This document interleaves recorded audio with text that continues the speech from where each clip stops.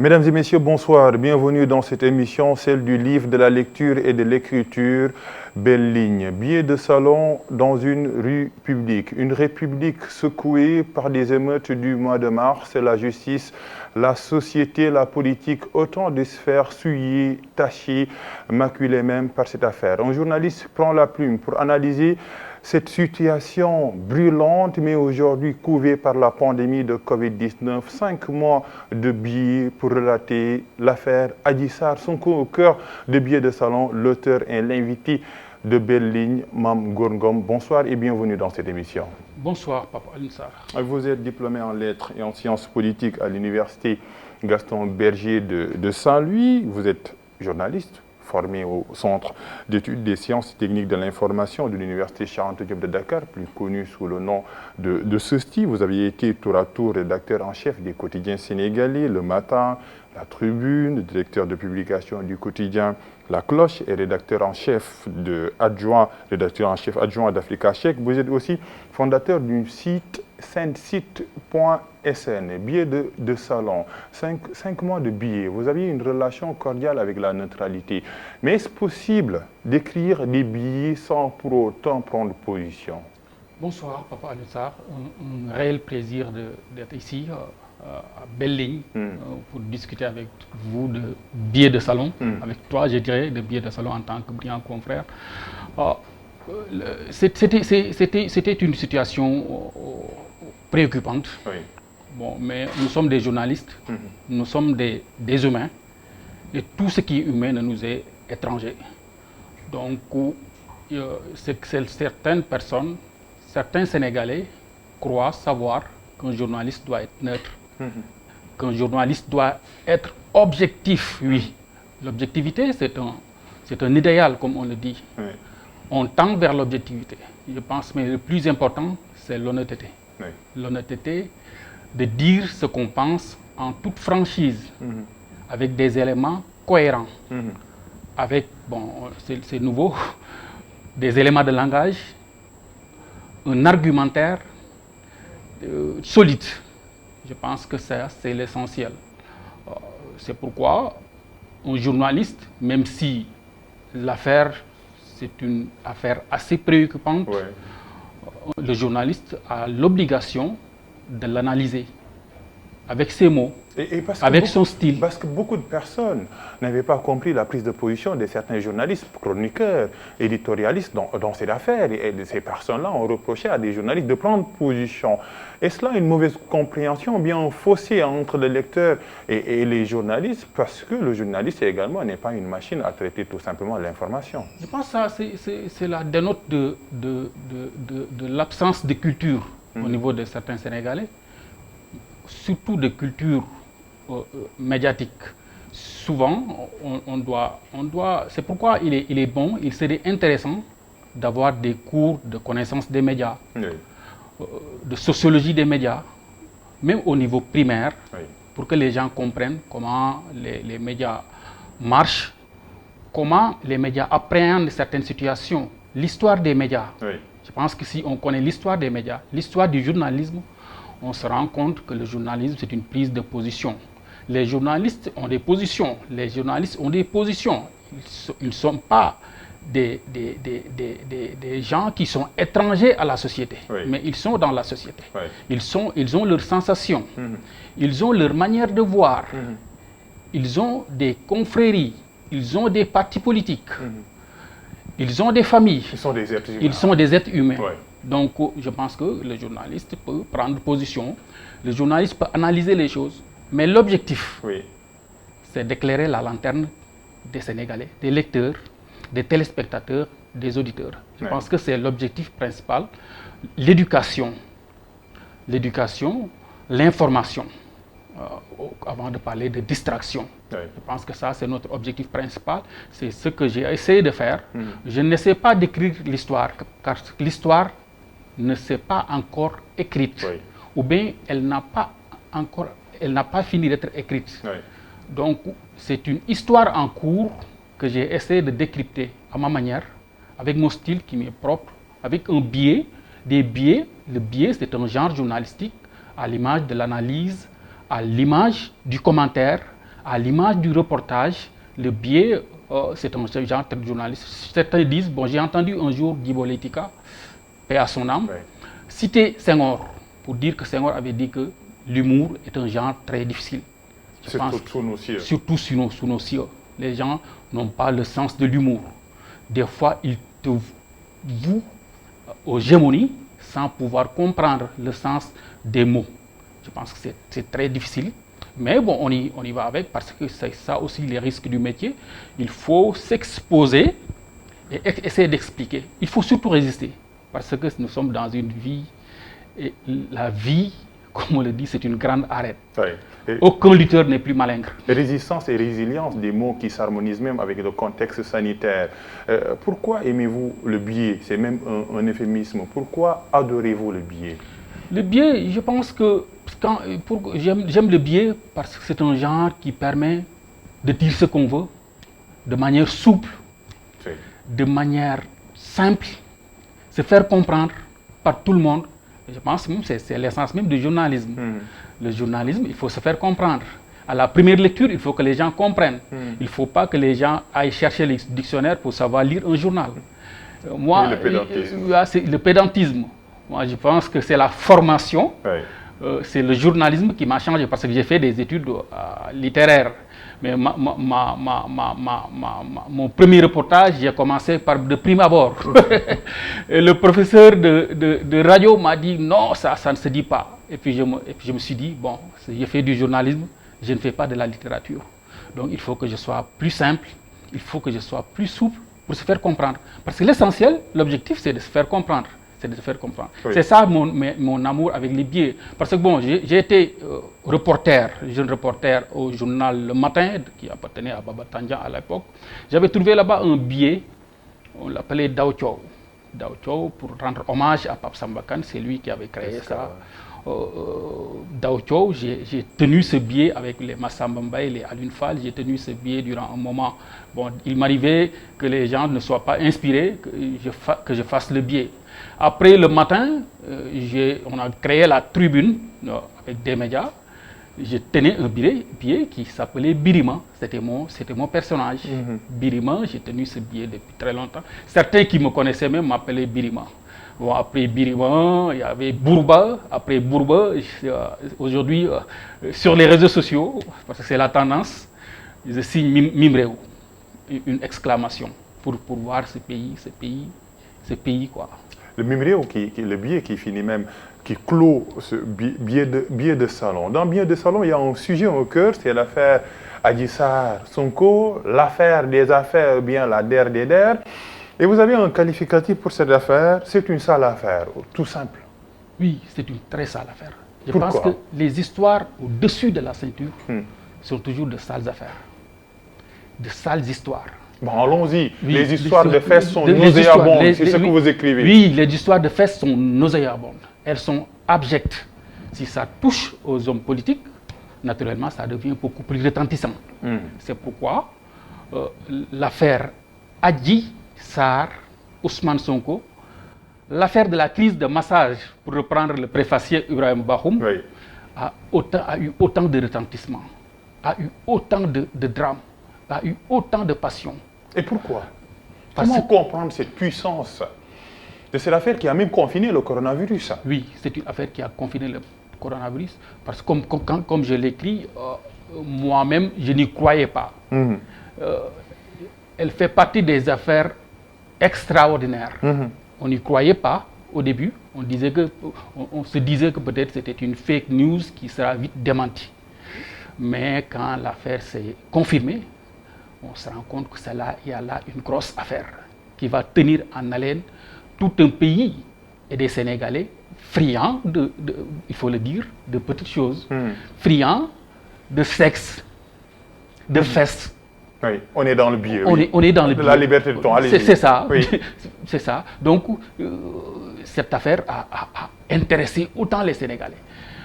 Ceux qui ne connaissaient pas Ousmane Sonko ont commencé par s'intéresser à lui. Adji Sarr, le personnage, une Sénégalaise ordinaire qui est devenue vite une star, entre guillemets, sollicité partout, recherché partout. Je pense que ça dénote de la mentalité des Sénégalais. De la mentalité et de leur obsession à connaître davantage sur les histoires de nos hommes politiques, mais sur les petites histoires en général. Et les faits divers ont une popularité politique et même sociétale. Mais qualifier cette affaire de sale affaire ne permettrait pas à une affaire de viol d'être avalée au second rang? Y a-t-il pas un dosage par rapport aux mots, par rapport aux qualificatifs? Parce que quand même, c'est une citoyenne qui a dit qu'un leader politique m'a violé, accusation présumée de viol par exemple. Est-ce que ça ne va pas confiner l'affaire, le viol par exemple? Oui, c'est ça aussi le principal problème. C'était mon problème et le problème de beaucoup de Sénégalais au début. On se disait qu'on s'en fout des massages. Nous, on veut des messages mobilisateurs. On veut se protéger du coronavirus parce que l'heure est grave, parce que nous sommes en guerre. Mais malheureusement, l'affaire est têtue. Oui. Elle a bousculé toutes les autres affaires, y compris ce virus qui avait fini par dicter ses desiderata au peuple sénégalais. Ce virus qui avait fini par s'installer au Sénégal, pays de Teranga, oui, qui avait fini par bénéficier de cette fameuse Teranga sénégalaise. Je pense que l'affaire a quand même bousculé tout cela aux grandes dames des Sénégalais. Je pense que si on vit ces moments aussi tristes aujourd'hui avec le coronavirus, avec une troisième vague, parce qu'on était dans une deuxième vague, une première, deuxième vague. Mais si on vit une troisième vague aussi difficile, si on vit une troisième vague aussi mal préparée, je pense que c'est lié à cette affaire. Il y a un lien entre l'affaire Adji Sarr Ousmane Sonko et la troisième vague de contamination? Bien sûr. Bien sûr. Lequel? Déjà, on était en pleine crise du coronavirus, oui, avec un virus sévère qui tuait des Sénégalais. On l'a presque oublié pour aller dans les manifestations, parce que c'était plus passionnant, pour se faire la guerre. Une société sénégalaise divisée au moment où on devait être lié, ligoté, et même être prête pour faire la guerre au virus du coronavirus, à la Covid-19. Mais en ce moment-là, on n'avait plus le cœur à ça. On n'avait plus le courage de faire face au coronavirus. On a laissé le coronavirus tuer les gens. Même s'il y avait une tendance baissière, on se disait que ça va passer. On ne s'est pas préparé, on ne s'est pas concentré sur l'essentiel. Parce que l'essentiel, c'était d'avoir des structures hospitalières, de faire de telle sorte que le personnel soignant soit motivé. Mais on était dans le champ politique. On était sur le temps de la politique. Et je pense que c'était très difficile pour le pays. Aujourd'hui, si on vit ces moments très difficiles, ces moments sombres, je pense que l'affaire Sonko-Adji Sarr n'est pas étrangère à une telle situation. Mais cette affaire n'est que le détonateur d'une crise politico-sociale, parce qu'on peut considérer le coronavirus comme étant un monstre avec plusieurs têtes, l'hydre coronavirus. Il y avait également les tensions économiques qui étaient liées à l'étouffement un peu avec le couvre-feu, état d'urgence. Vous ne pensez pas que c'est tout ce cocktail-là qui a explosé d'une seule manière, d'une seule forme au Sénégal? Oui, comme je l'ai expliqué même tout au long du livre, de l'ouvrage. Tout au long du livre, je dis que le pouvoir doit savoir que l'affaire, ce n'est pas Sonko. Il ne doit pas faire une obsession sur Sonko. Parce qu'avant Sonko, avant l'affaire Sonko-Adji Sarr, il y avait déjà des problèmes réels. Parce que le coronavirus ne tue pas seulement des personnes. C'est ça. Le coronavirus, la Covid-19, tue l'économie. Oui. Des entreprises en faillite, des gens qui ont perdu le travail. Le coronavirus ne tue pas seulement des personnes. il tue aussi le social, le panier de la ménagère, les relations sociales qui sont devenues distendues. Il y a autant de mots qui secouent une société sénégalaise qui était fragilisée par d'autres mots beaucoup plus féroces, beaucoup plus coriaces. Je pense que c'est pourquoi, quand l'affaire Adji Sarr, Ousmane Sonko est arrivé, bon, on s'est dit que ça va être très, très difficile. Oui, ça va être très difficile. Et puis, ça a été mal géré. Mal géré. Il y avait beaucoup de passion. Normalement, tout le monde se disait que c'est une affaire privée. Oui. C'est une histoire de viol. Les histoires de viol ne sont pas inconnues au Sénégal. Mais cette histoire de viol est assez particulière parce que l'intéressé est très peu particulier. Il s'agit de Ousmane Sonko. C'est lui qui était tête d'affiche de l'opposition au moment de cette crise. Je pense que c'est pourquoi ça a intéressé les gens. Et puis il y avait des précédents, comme on l'a dit, il y avait les précédents, il y avait les perceptions, ces perceptions qui sont têtues. Quand les gens pensent que c'est le président, il est là pour tuer des opposants. Quand les gens pensent que le président, il est là pour réduire l'opposition à sa plus simple expression, je pense que c'est des perceptions tenaces, même si ça peut ne pas être vrai, ça peut ne pas être vérifié, mais c'est des perceptions. Et les perceptions, c'est intéressant.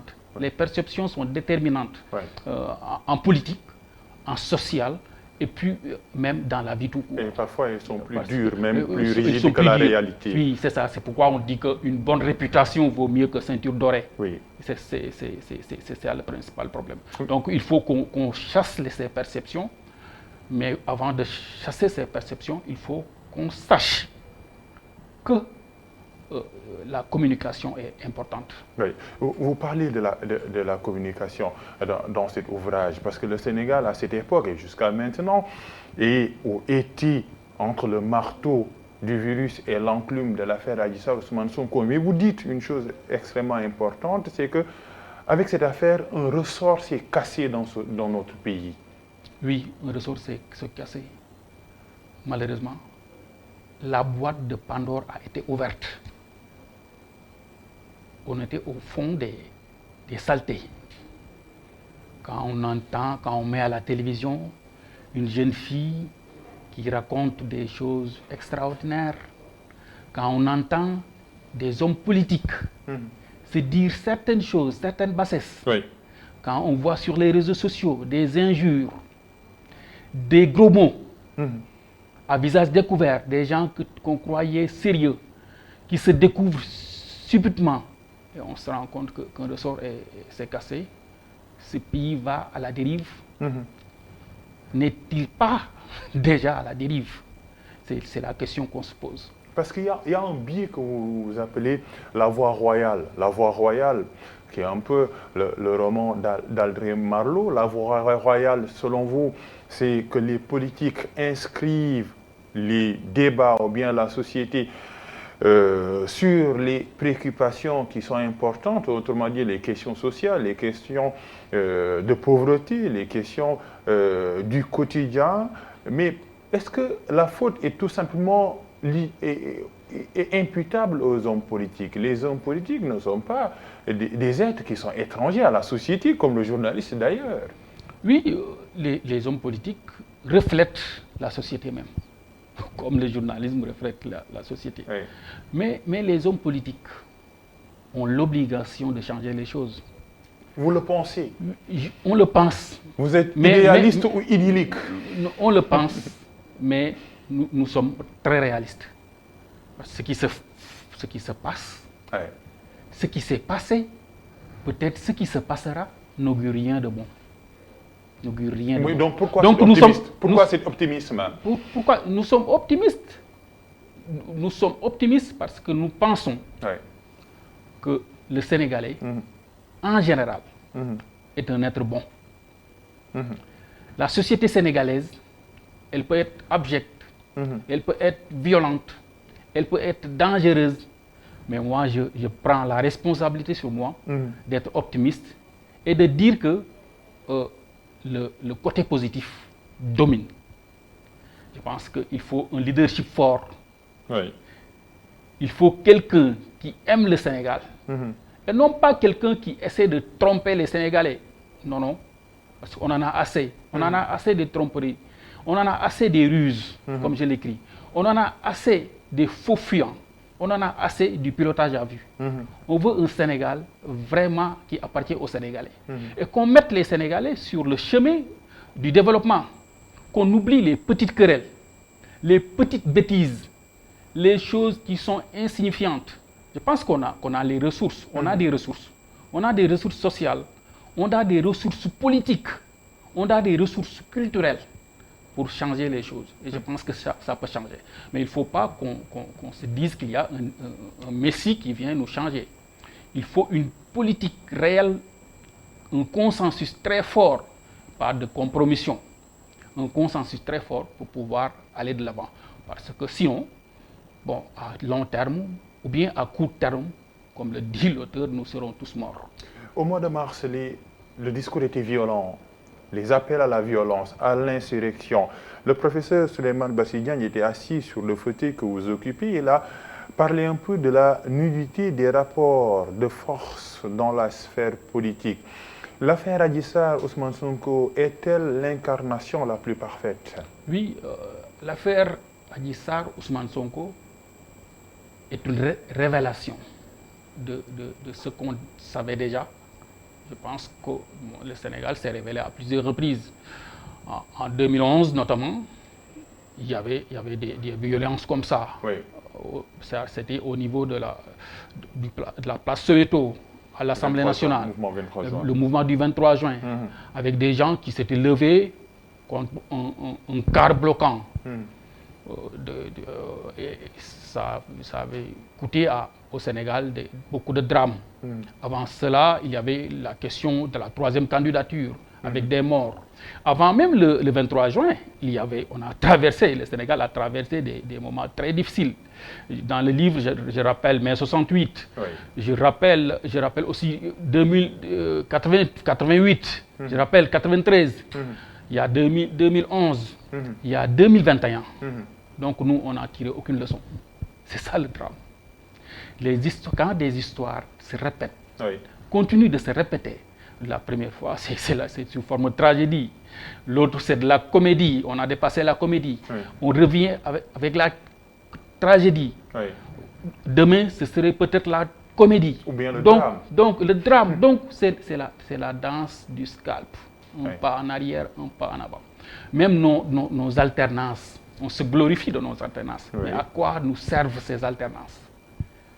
On a des alternances, mais d'autres vont dire qu'ils s'en fichent. Vous êtes d'accord qu'on a une démocratie électorale, tout simplement? Électorale et incomplète. Oui. Une démocratie électorale est incomplète. Je pense qu'on doit dépasser cela. On doit dépasser le moment où on dit que le Sénégal, c'est un pays démocratique parce qu'il y a des alternances. La première alternance en Afrique, bon, c'était vrai qu'en 2000, même en 62, même en 81, au moment où il y avait des coups d'éclat, des coups d'État, au Sénégal, on avait une douce transition, même si ce n'était pas dans les règles de l'art. Mais on doit dépasser aujourd'hui ces considérations. On doit être dans une vraie démocratie. Au-delà des questions électorales qui intéressent beaucoup plus les hommes politiques, il faut qu'on installe un débat vraiment sérieux sur nos ressources naturelles, sur notre pétrole, sur notre gaz, sur le comportement du Sénégalais, au-delà du matériel. Je pense qu'il y a la base immatérielle qui est fondamentale pour qu'un pays puisse se développer. Et je pense que ça, il faut qu'on change les comportements, il faut qu'on change les attitudes. Bon, je ne suis pas un donneur de leçons. Je ne suis pas peut-être parfait, mais je dis ce que je sens, que ça pouvait faire évoluer les choses. Et la responsabilité également, le rôle aux professionnels des médias. Vous dites tout à l'heure, vous disiez qu'un ressort s'est cassé, un ressort également ne s'est-il pas cassé dans le traitement de l'information? Le traitement de l'information, vous êtes un initié vous parlez en profane Non. dans ce métier. Comment analysez-vous le traitement de l'information dans l'affaire Adji Sarr Ousmane Sonko? Parce qu'on a vu également que des maisons de presse avaient été attaquées, des hommes de médias menacés même, hein, un terrorisme intellectuel qui s'est installé sur les réseaux sociaux. C'était catastrophique, pour dire la vérité. Bon, je suis journaliste, Oui. tu es journaliste, et tout le monde nous regarde. Oui. Je pense que c'était catastrophique. Pourquoi? C'était catastrophique. Il y avait des faits, il y a des faits inédits. Moi, je commencerai par ces attaques contre des organes de presse. Ça, je trouve ça inadmissible. On n'aurait pas pu imaginer cela en 2021 au Sénégal. Inadmissible. On ne doit pas attaquer une maison de presse. On ne doit pas attaquer des personnes. On ne doit pas... La violence est à bannir. Oui. Sur toutes les sphères, on doit bannir cette violence. Au-delà de ça, il y avait le traitement de l'information.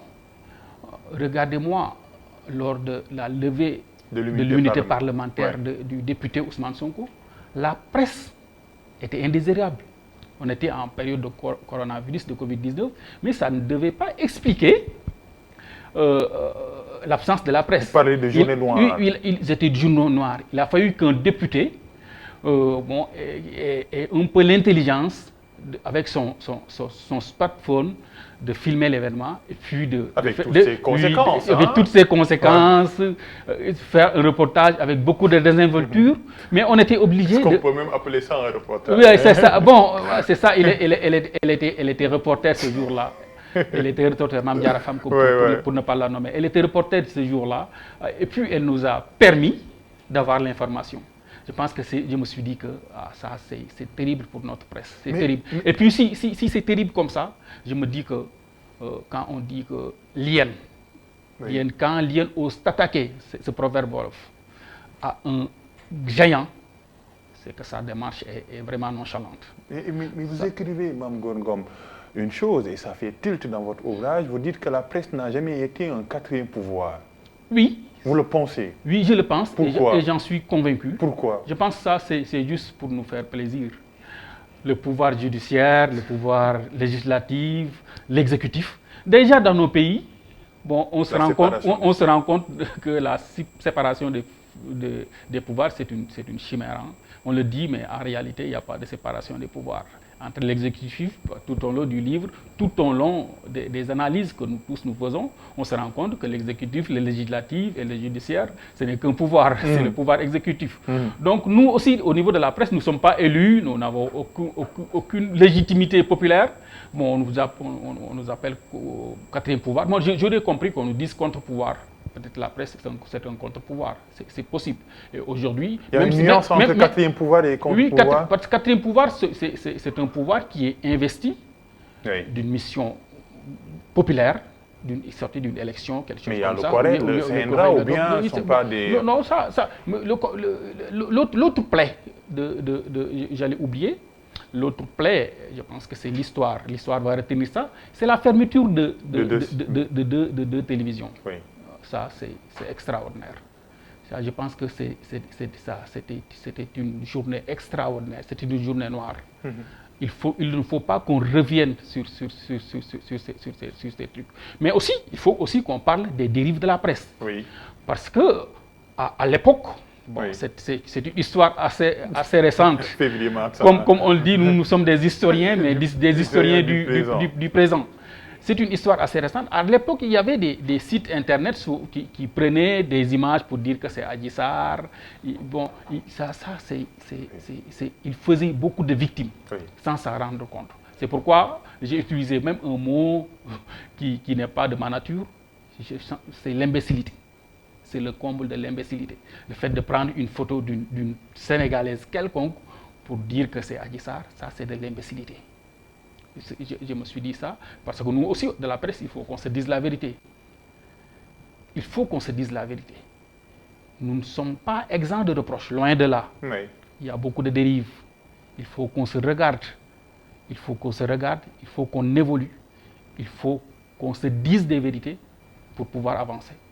Sinon, on n'avance pas. Et si on n'avance pas, nous tous, nous allons disparaître. Parce que la presse, c'est un pilier de la démocratie. Oui. Sans une presse libre, indépendante, la démocratie va souffrir. Et peut-être elle va mourir de sa belle mort. Mme Gongo, merci d'être là. Merci, Pape Alioune Sarr. C'était un plaisir de venir ici. Plaisir partagé également. Billet de salon, l'auteur ne porte pas de masque, encore moins de gants pour décrypter l'actualité, le coronavirus, l'affaire Adji Sarr, Ousmane Sonko, les dérives de la presse, mais pas que. Lisez ce livre préfacé par Ibrahima Bakhoum, que nous saluons, journaliste, formateur également, et qui vous a préfacé cet ouvrage. Oui, un grand monsieur.